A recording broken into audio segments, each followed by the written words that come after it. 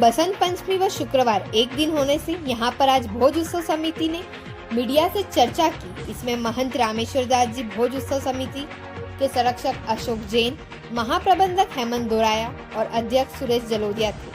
आज पत्रकारों से चर्चा करते हुए महंत रामेश्वर दास जी ने कहा कि हमें पूरा दिन पूजा करना है। अगर सनातनी होने के बाद भी सरकार पूजा नहीं करने देती है तो ऐसी सरकारों को बाहर कर देना चाहिए। अशोक जैन ने कहा कि हम दिन भर पूजा करेंगे, हमारी पूजा में कोई विघ्न नहीं होगा, सरकार को जो करना है वह करे। समिति के महाप्रबंधक हेमंत दोराया पूरे कार्यक्रम की रूपरेखा रखी। उन्होंने बताया कि 5 दिन तक क्या कार्यक्रम होंगे।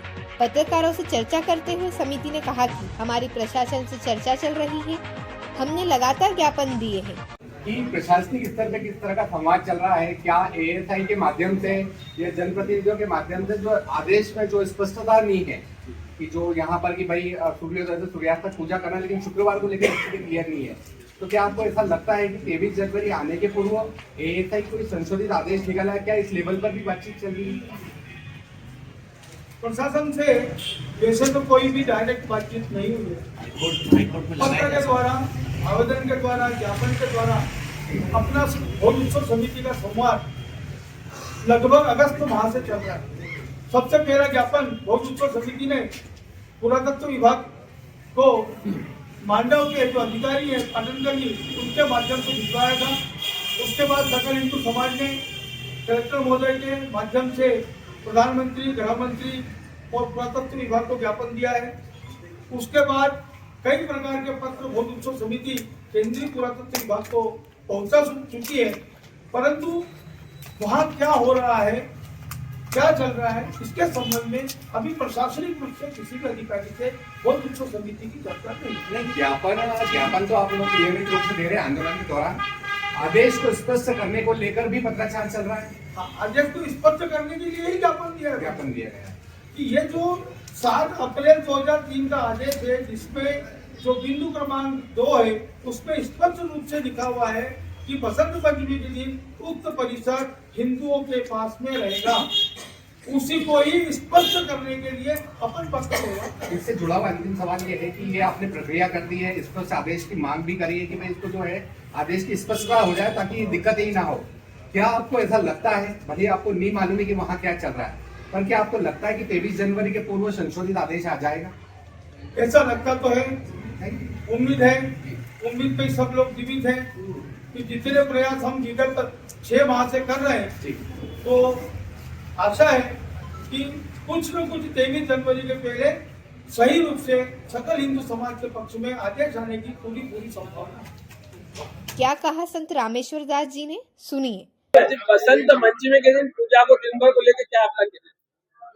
बसंत पंचमी के दिन भर जो तय निर्धारित कार्यक्रम है, जो दिन भर पूजा चलने का जो कार्यक्रम निर्धारित बसंत उत्सव समिति ने करा हुआ है, वो पूरे दिन भर चलेगी। जो भी माता शारदा का वाग देवी की जो पूजा है, वो पूरी दिन भर पूजा करी जाएगी। आप गौशाला भी गए थे, क्या देखा आपने, क्या लगता है? भाई भोजशाला जिस तरीके से देखा है, वो तो भोजशाला, जिसका नाम भोजशाला है। शाला शब्द एक अपन पाठशाला कहते हैं, शाला यानी विद्या अध्ययन करने की जगह, और शाला शब्द हिंदू संस्कृति में या सनातनी संस्कृति में इस्तेमाल होता है और किसी संस्कृति में नहीं होता। इसलिए वो भोजशाला है, तो वो पाठशाला थी जहाँ विद्या सरस्वती का आह्वान होता था, सरस्वती का पठन किया जाता था। तो वो जो चीजें हैं, तो वहाँ तो देवी देवताओं की मूर्तियां हैं, और जिस तरीके से भोजशाला का निर्माण किया गया है, ये जो वहाँ की वस्तुस्थिति है, वो वस्तुस्थिति हिंदू मंदिरों की, सनातनी मंदिरों की एक धरोहर है। आप सरकार को क्या कहना चाहते हैं? अगर मान लो दिन भर पूजा करने दी तो उस परिस्थिति आप सरकार को क्या ऐसा है, सरकार का पहली बात तो सरकार अपना काम करे, हम अपना काम करेंगे। हमारा काम है पूजा पाठ करना। अगर सनातनी होके हिंदुस्तान जैसी जगह में अगर पूजा पाठ का हमको अधिकार नहीं मिलता, जहाँ सही व्यवस्थित पूजा पाठ नहीं कर पाते, तो फिर तो यहाँ हिंदुस्तान में रहना या हिंदुस्तान में ये करना बेकार है, और इन सरकारों को तो धिक्कार के बाहर कर देना चाहिए। आपका नाम? महंत रामेश्वर। क्या कहा अशोक जैन ने, सुनिए। पंचमी पर आपकी क्या तैयारियां हैं? हम पूर्व से तैयार है कि अखंड पूजा अर्चना करना हमको और करेंगे। अगर बसंत पंचमी के दिन आपकी पूजा के दौरान अगर छत पे भी नमाज पढ़ाई जाती है तो आपको स्वीकार है? हमारे को कोई स्वीकार नहीं है, पर हमारी अखंड पूजा नीचे है, हवन पूजा हमारे चलना चाहिए। तो छत पे कोई नमाज मतलब बसंत पंचमी के दिन कभी हुई नहीं है, हमने तो कभी छत पे देखी नहीं। बाद में वीडियो आता है, फोटो आता है, बाद में आता है कि ये करा ली। बताओ कोई पत्रकार का फोटो खींचा हमने, वीडियो ऊपर नमाज हो रही हो।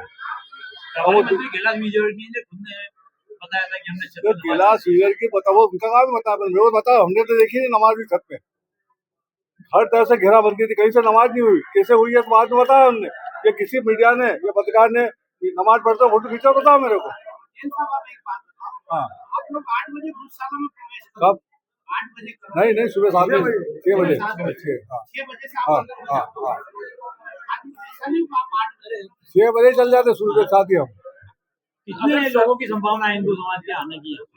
देखो धार शहर तो पूरा आता ही है हर मतलब धार का पूरा हिंदू समाज, माता बहने सब सुबह शाम तक लाइन लगती है। तो बाहर से भी संख्या आती है। संख्या कितनी हो सकती है? हो सकती है 50,000 भी हो सकती है, लाख भी हो सकती है। अगर सरकार ने रोकने का प्रयास किया तो क्या करें? पैदल आया, 2003 में सरकार ने रोका था कि पैदल आया कि नहीं आया, वो ज्यादा आएगी।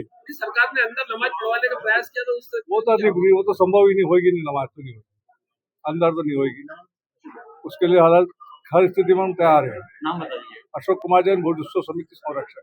धार से वजाहत की रिपोर्ट देखते रहिए नेशन बुलेटिन।